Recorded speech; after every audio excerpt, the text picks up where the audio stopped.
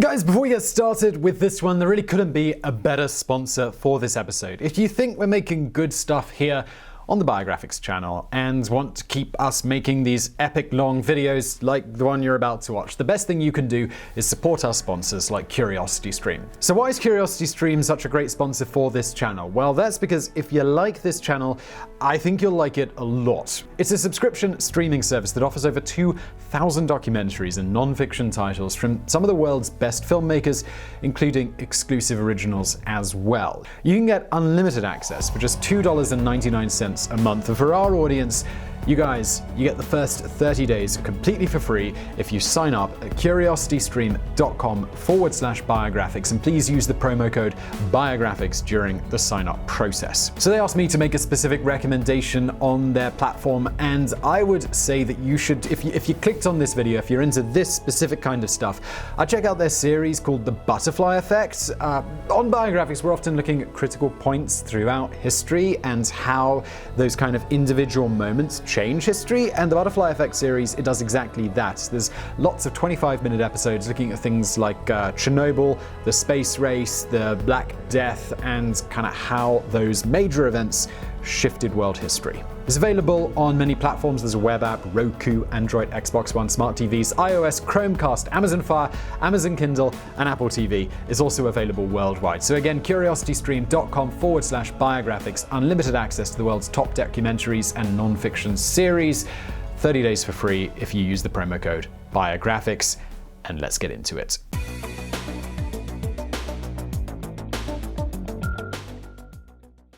June the 5th, 1968, the Ambassador Hotel in Los Angeles. A young Democratic candidate is celebrating a crucial victory in the California primary elections. He has lived most of his life in the shadow of his more famous, his more charismatic brother. But he has been able to leave his mark on the American people through his work as Attorney General and as a New York Senator. Now he is on his way to the top, on his way to becoming one of the best presidents that America ever had. Same night, same place, a young Palestinian immigrant is attending this celebration. He has survived through war and displacement in his home country, but has succeeded in starting a new life in the United States. This night, he is not at the Ambassador Hotel to celebrate, though.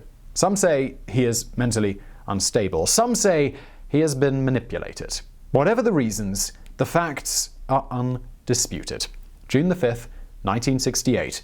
The Ambassador Hotel, Los Angeles. Robert Francis Kennedy, age 42, senator for the state of New York and on his way to becoming the Democratic candidate in November's presidential elections, is shot dead by Palestinian refugee Sirhan Sirhan. In today's Biographics, we're going to look at Bob Kennedy's remarkable life achievements and how he fatally crossed paths with a murderer. We're also going to look at the sinister theories that may explain one of the most shocking assassinations in American history.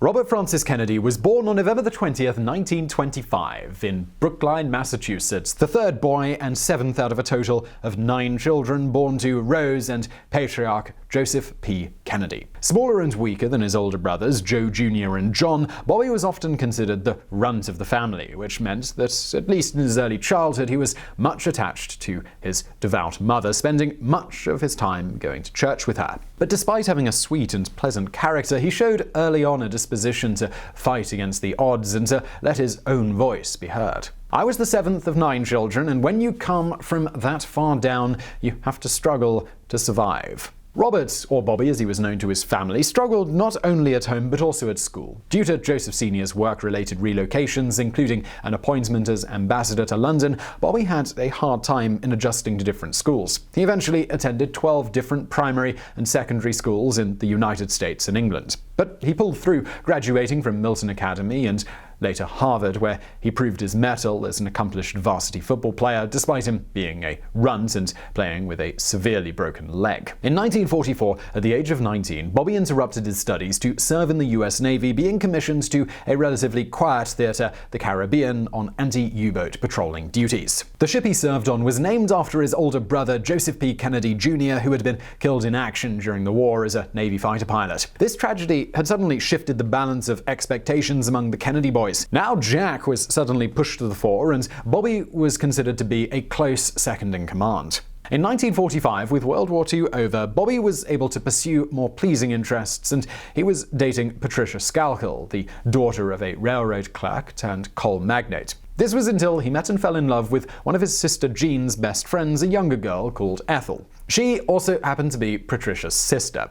We have no records, but we are going to guess that Christmas 1945 must have been pretty awkward at the Skakels' household. But Bobby and Ethel, they made a nice couple, had common interests, and even worked together on Jack's campaign for Congress in 1946. This was the first of many occasions in which the future president would rely on Bobby's trusted advice and support. In the meanwhile, Bobby returned to his studies and earned a degree in government from Harvard University in 1948. He completed his education by also attaining a law degree from the University of Virginia 3 years later. But as he recalled on many occasions, he considered his most formative experiences to be the conversations at the family dinner table, where Rose and Joe Sr. would encourage their children to engage in heated discussions about history and current affairs. In June 1950, after a brief engagement, Bobby and Ethel got married. Their first child, Kathleen, was born in 1951 on the 4th of July, and it doesn't really get more patriotic than that. Kathleen would be the first of 11 children. In 1952, Bobby made his formal debut on the political stage by managing his brother John's campaign to be elected as a senator for the state of Massachusetts. The campaign was successful and proved that Bobby had a natural talent to organize and lead.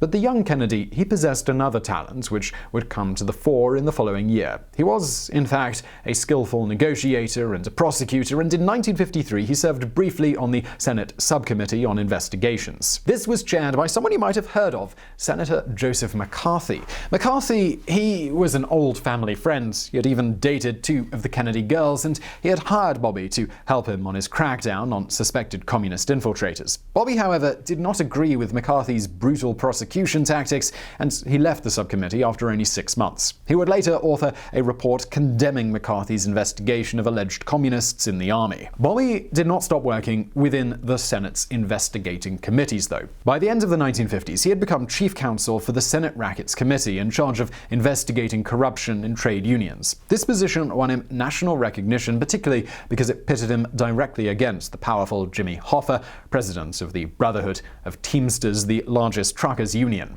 Hoffa was suspected of colluding with organized crime to further the progress and influence of the Brotherhood, and he developed a bitter personal feud with Kennedy, which became apparent in some of the televised committee hearings. Hoffa would later say of Bobby, "I used to love to bug the little bastard." I don't think that they should be denied the right to enter a union and therefore obtain employment because of the color of their skin. In 1960, Bobby resigned from his chief counsel position to better dedicate himself to running John F. Kennedy's presidential campaign. It was on this occasion that Bobby became John's closest confidant and collaborator. In fact, after being elected to the top job, John appointed Bobby Attorney General in his cabinet. As Attorney General, Bobby gained a reputation as the president's loyal and ruthless enforcer, and some of his actions are still controversial, but overall he won respect for his effective administration of the Department of Justice. Today, he is mostly remembered for two endeavors. First, his fight against organized crime. According to author Seymour Hersh, Joseph Kennedy had enlisted the help of mobster Sam Giancana to support JFK's presidential campaign. But neither Jack nor Bobby had any interest in maintaining this relationship. When Bobby increased the number of mafia convictions from 35 to 288 over the 3 years of Jack's term, the mob, they were pretty furious. According to Professor Larry Sabato, it took Frank Sinatra, good friends with both the Kennedys and the mafia, to appease Giancana. The crooner had to perform 8 nights for free at Giancana's club. Bobby's second achievement was the enforcement of the 1954 Supreme Court decision on school desegregation, and in general, his support of the civil rights movement. In September 1962, Attorney General Kennedy sent U.S. Marshals and troops to Oxford, Mississippi to enforce a federal court order admitting the first African-American student, James Meredith, to the University of Mississippi. He also collaborated with the president in proposing the most far-reaching civil rights statute in American history, the Civil Rights Act of 1964, which passed 8 months after JFK's death. Bobby's collaboration with his president brother was not limited just to justice. During the September 1962 Cuban Missile Crisis, for example, he developed the strategy of blockading Cuba as an alternative to military intervention that could have led to nuclear war. But Cuba also marks one of the shadows in the Attorney General's career. After the failure of the Bay of Pigs invasion, a plan to overthrow Fidel Castro using an ill-prepared force of Cuban exiles, President Kennedy asked his brother to oversee a clandestine mission, Operation Mongoose, which was dedicated to removing the Cuban leader once and for all. Bobby invested hundreds of millions of dollars in building secret bases, training spies, and planning increasingly bizarre ways to do away with Castro for good. Operation Mongoose is known to have made at least 8 failed attempts on the communist leader's life, one of which involved CIA operatives hiring a mafia hitman, Johnny Rosselli. Considering Bobby's stance against organized crime, this further involvement with the mob is controversial, to say the least. Another controversial decision involved the civil rights movement. Despite the Attorney General's sympathies towards this movement, in 1963 he approved the installation of wiretaps on Martin Luther King and several of his associates. In this case, Bobby had relented to lobbying from FBI Director J. Edgar Hoover, who believed Dr. King to be a communist sympathizer, mainly because he had spoken up against the Vietnam War. For more than 3 years, the Bureau would keep King under surveillance and even sent him anonymous threatening letters in the hopes of stopping his social justice campaigns. But I think that we have to recognize, those of us who have the advantages that you have and that I have, that we have an obligation and responsibility to those who do not.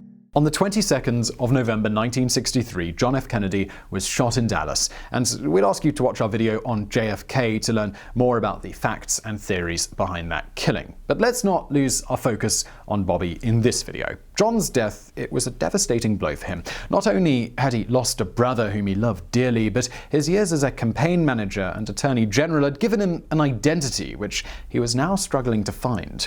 He continued his duties at the Department of Justice under Lyndon Johnson's presidency until 1964, but the two, they never got along well, and Bobby quit his job. Instead, he ran for the post of U.S. Senator for the state of New York, launching an effective campaign which won him the November election by 719,000 votes. As New York Senator, Bobby dedicated himself to 3 main causes. First, he strived to support the dispossessed and the powerless in America, mainly the urban populations, the racial minorities, and Native Americans. He sought to remedy the problems of poverty through legislation to encourage private industry to locate in poverty-stricken areas, thus creating jobs for the unemployed, and he also stressed the importance of work over welfare. Then he sought to advance human rights, both in the US and abroad. He was an outspoken critic of the apartheid system in South Africa, visiting the country in 1966 and delivering a memorable speech to an assembly of progressive students. In part it reads, "Each time a man stands up for an ideal, or acts to improve the lot of others, or strikes out against injustice, he sends forth a tiny ripple of hope. And crossing each other from a million different centers of energy and daring, those ripples build a current that can sweep down the mightiest walls of oppression and resistance." And finally, he embarked on a personal quest to end the Vietnam War. Bobby had initially supported President Johnson's military escalation in Indochina until February of 1966. This is when he first publicly denounced this policy and asked for the reduction of the war effort, as well as for the initiation of talks with the Viet Cong and the North Vietnamese. He strongly opposed President Johnson's authorization of the carpet bombing of civilian targets in North Vietnam, which he denounced in another memorable speech in the Senate. It reads in part, "Are we like the God of the Old Testament, that we can decide in Washington, D.C. what cities, what towns, what hamlets in Vietnam are going to be destroyed? Do we have to accept that? I do not think we have to. I think we can do something about it." My thanks to all of you, and now it's on to Chicago, and let's win there. On March 16, 1968, Robert Kennedy announced his candidacy for the Democratic presidential nomination. He would be running on a very progressive platform against the other main Democratic candidate, Hubert Humphrey. It was, in the words of author Arthur Schlesinger Jr., an uproarious campaign filled with enthusiasm and fun. It was also a campaign moving in its sweep and passion. In his campaign, Bobby built on the themes that had marked his senatorial term: advancement of human rights, including supporting the civil rights movement, helping the dispossessed in urban areas and the Native American reservations, and putting an end to the Vietnam War. His candidates were supportive of a broader, safer, more conservative message, and yet Bobby managed to win critical primary elections in Nebraska and Indiana. And it was just before speaking at an Indianapolis rally that Bobby learns of the murder of Martin Luther King. It was the 4th of April, 1968, 5 years since the former Attorney General had approved of the Reverend surveillance by the FBI. That evening, Bobby delivered one of his most famous speeches, informing the crowd of King's death and urging them not to react with anger. He concluded by making an appeal for racial unity in those difficult times. Following King's death, riots broke out in more than 100 cities across the United States, but Indianapolis remained peaceful. After securing Nebraska and Indiana, Bobby was looking forward to winning the California primaries in early June. The Democratic candidacy was within his grasp. And so, we're back at the start of our video. It's the night between the 4th and the 5th of June, 1968, the Ambassador Hotel, Los Angeles. Robert F. Kennedy has just announced his victory at the California primaries to an ecstatic crowd of supporters. After a brief speech, Bobby mingled with the crowd and the hotel staff. According to witnesses, he was moving slowly through the hotel restaurant's pantry. When he reached out to shake the hand of a busboy, Juan Romero, a young man stepped out from the crowd, raised his arm, and after shouting, "Kennedy, you son of a bitch," he began shooting. Senator Kennedy has been shot. Is that possible?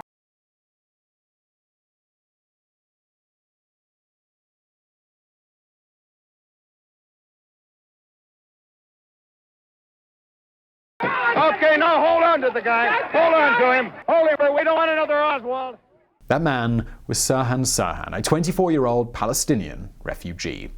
Kennedy was hit 3 times, in his armpit, in the back, and behind his right ear. Members of his entourage apprehended Sirhan and slammed him down on a metal table, but he was able to continue shooting, wounding 5 other bystanders. As Kennedy's friends, one of them a professional football player, struggled to pin down the diminutive Sirhan, he yelled, "Let me explain! Let me explain! I can explain! I did it for my country!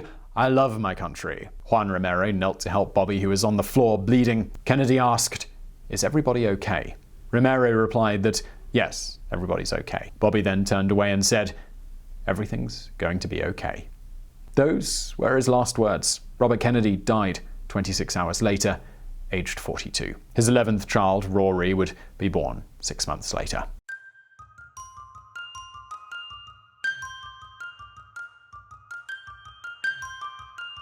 It's time now to examine the life of the man on the other side of the gun. Who was Sirhan Sirhan, and what had driven him to murder Robert Kennedy? Sirhan Bashara Sirhan was a Jordanian citizen born on March 19, 1944 in Jerusalem, Mandatory Palestine, into a highly religious family of Arab Christians. He spent the early few years of his life in his home country and also completed his early schooling there. If you know even a little of Middle Eastern history, you may have guessed that being a Palestinian child in the late 1940s did not make for a quiet upbringing, and Sirhan's childhood was no exception. Following the declaration of Israel as an independent state and the subsequent declaration of war by the surrounding Arab countries, Sirhan and his family would witness violence on a daily basis. In one traumatic experience, Sirhan saw a man being ripped to pieces during a bombing raid in his neighborhood. His mother, Mary, said that the image haunted her son and he would never be the same again. At the age of 12, the Sirhans had the chance to emigrate to the United States as part of a special visa program granted to Palestinian refugees. The young Sirhan did not escape completely from a life of violence, however, as his father had a volatile temper and would physically assault him on several occasions.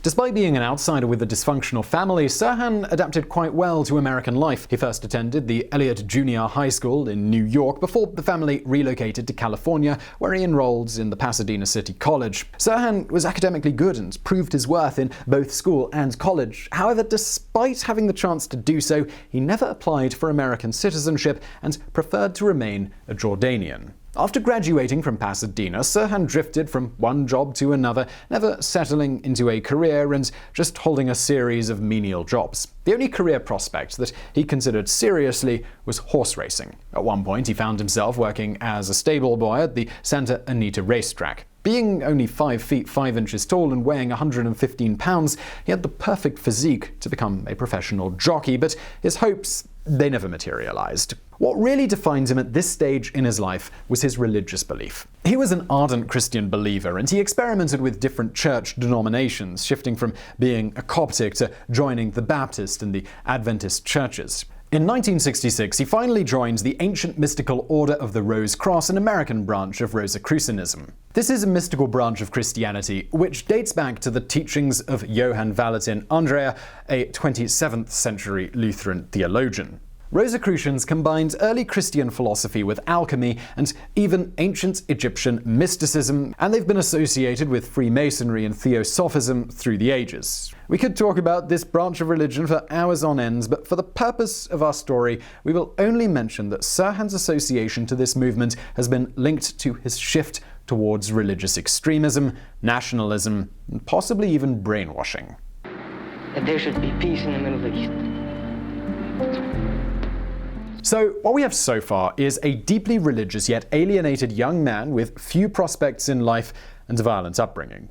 But was this enough to push him towards murder, and why Bobby Kennedy? Importantly, what was his relationship with him? Sirhan would declare to journalist David Frost that he saw Robert Kennedy as a hero, a protector of the downtrodden and the disadvantaged. He stated, "I felt that I was one of those." But this perception, it changed in June of 1967 with the Six-Day War, another victory which the State of Israel had against its Arab neighbors. As a senator, Robert Kennedy had openly supported Israel during that conflict. After announcing his candidacy in March of 1968 as the new Democratic hopeful, Kennedy made his support of Israel more frequent and outspoken. At a speech in a synagogue broadcast via radio, Kennedy pledged to support Israel with 50 fighter jets should he become president. Sirhan's feelings towards the candidate, they had grown increasingly hostile since the Six-Day War. After hearing the speech, Sirhan had a violent reaction that was witnessed by his family. He screamed and he stormed out of the room. On the 18th of May, Sirhan wrote in his diary, "My determination to eliminate RFK is becoming the more and more of an unshakable obsession. Kennedy must die before June the 5th. Die, die, die, die, die."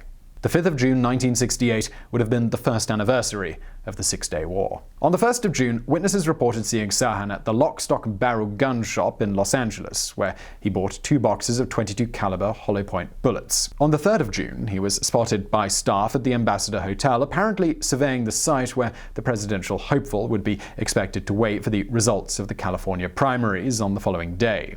On the 4th of June, only hours before the shooting, Sirhan visited the San Gabriel Valley Gun Club to practice at the gun range. And now we get to the night of the 4th, a few minutes before midnight. Robert Kennedy was delivering the last lines of his speech in the embassy ballroom at the Ambassador Hotel, while Sirhan was in the hotel's kitchen pantry area, waiting with a .22 caliber Ivory Johnson cadet handgun in his pocket. Ambassador employees Jesus Perez and Martin Petrusky remembered Sirhan lingering around the elevator area as Kennedy was still on the stage. And, well, you know what happened next. The screams, the gunshots, Kennedy falling on the floor while Sirhan was apprehended, still yelling, "I did it for my country."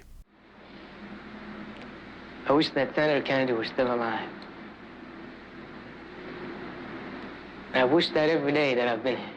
Sirhan initially refused to speak or identify himself to the police. It wasn't until the 9th of June that he decided to confess to the crime, but on insistence from his lawyers, he retracted his confession and pled not guilty. The trial took place between January and April of 1969, and during the court hearings, Sirhan behaved erratically. Sometimes he claimed that on the night of the murder he was drunk and that he had no recollection of killing Kennedy, while on other occasions he stated that if he had killed him, it wasn't out of personal hatred, but as an act in service of his country, Palestine. I'm not mentally ill, sir, but I'm not perfect either. These discrepancies may have been a part of the defense strategy based on the concept that Sirhan was suffering from a condition known as diminished capacity. The jury was not convinced, though, and eventually Sirhan was found guilty of the murder on the 17th of April 1969, and he was sentenced to death. Now, this story might have ended here, but in 1972, the state of California declared the death penalty to be unconstitutional, and so his sentence was commuted to life in prison. Sirhan Sirhan has been a convict in the California prison system since then, first serving time in San Quentin, then Soledad, Pleasant Valley, and finally the Richard Donovan Correctional Facility in San Diego. Over the years, Sirhan has not been a silent convict. Far from it, in fact. His lawyers have been constantly filing requests for parole hearings. One of these is held every 5 years, the last one in 2016, and they've all been rejected. What is interesting about these hearings, though, is that they have given the chance to Sirhan, his lawyers, and his supporters to present new evidence supporting the claim that he was not Kennedy's assassin, or at least not a willing one, or maybe not the only one. It's time now to look at these theories, and I hope you're not easily offended by the C word, conspiracy.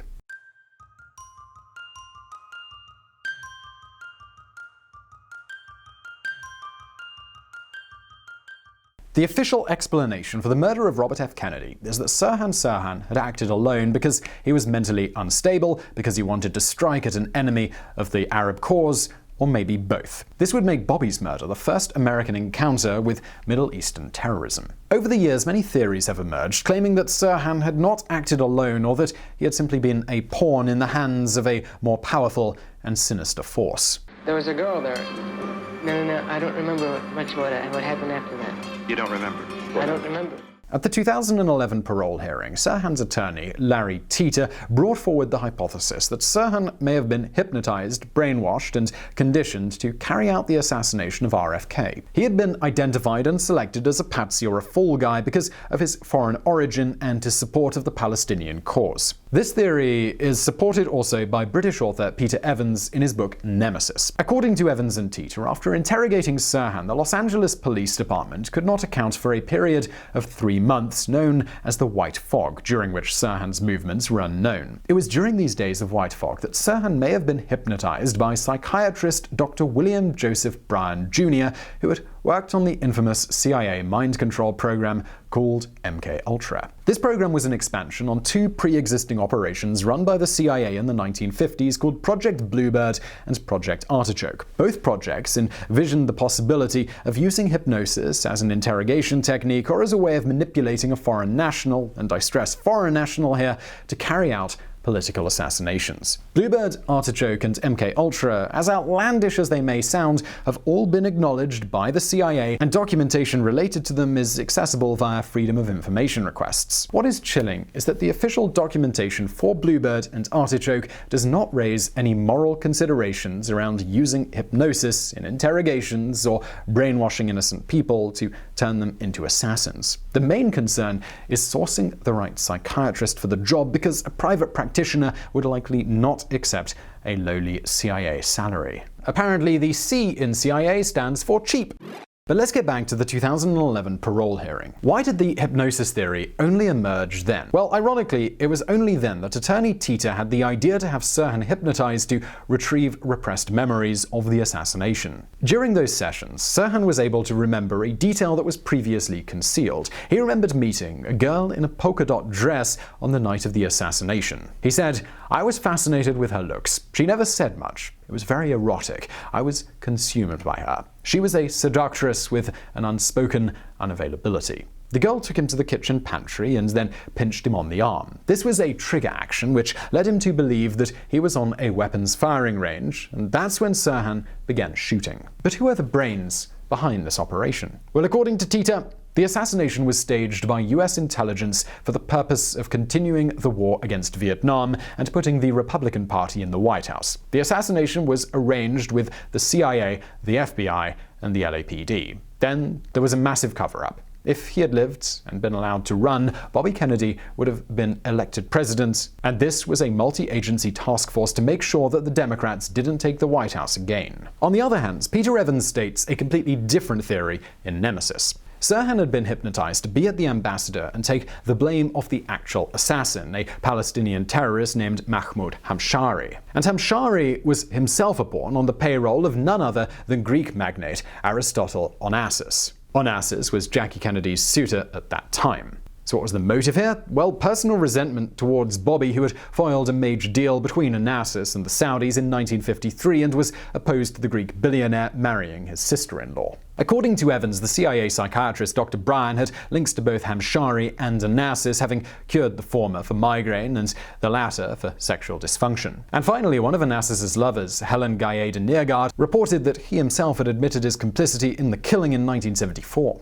And oh, by the way, Dr. Bryan, he was found dead in a Las Vegas hotel room in 1978, either having shot himself or having been murdered. The case, it remains unsolved. The brainwashing theory is certainly fascinating, and we know by the CIA's own admission that the use of hypnosis to interrogate or kill was in their plans. But something, it doesn't add up, and just please note that these are our own personal considerations. If Sirhan had been programmed to believe he was at a firing range shooting at targets, if such a belief was triggered by the pinch from the girl in the polka dot dress, why did he shout, "Kennedy, you son of a bitch"? Why did he shout, "I did it for my country"? If he was a patsy all along, acting mechanically at the tap of some girl in polka dots, how could he behave in such a competent way prior to the assassination? He knew what Kennedy was due to speak. He visited the location, he practiced at a firing range, and he acquired a .22 caliber gun, a low-powered pistol, which is a perfect choice for shooting in a closed environment such as a pantry. Now, this choice of a weapon makes even more sense if other assassins were there. It would make sense if there was another hitman there who was more competent,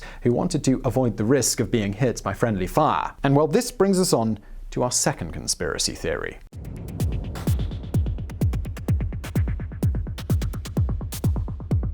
While researching the case for a screenplay, author and reporter Shane O'Sullivan uncovered new video and photographic evidence suggesting that 3 senior CIA operatives were behind the killing. This time not as shady hypnotists, but as hitmen involved directly in the assassination. The first agent is David Sanchez Morales, known for leading covert operations in Latin America. As far back as 1973, Morales had been reported as saying, "I was in Dallas when we got the son of a bitch, and I was in Los Angeles when we got the little bastard." Of course, this refers to both Kennedy brothers. Analyzing footage and stills from the night of the assassination, O'Sullivan was able to identify Morales standing at the back of the ballroom in the moments between the end of Kennedy's speech and the shooting. Morales was also spotted alongside another operative called Gordon Campbell. Morales and Campbell had together worked at the CIA's Miami base in 1963. Both had been involved in the planning of the Bay of Pigs invasion and were harsh critics of the Kennedys, blaming them for the failure of that operation. A third CIA figure was identified by looking at the crime scene photos taken by the LAPD, and this was George Ioannidis. Ioannidis was chief of psychological warfare operations at the Miami base. Whatever the involvement of Morales, Campbell, and Ioannidis, it is a shared belief that Sirhan was not the only shooter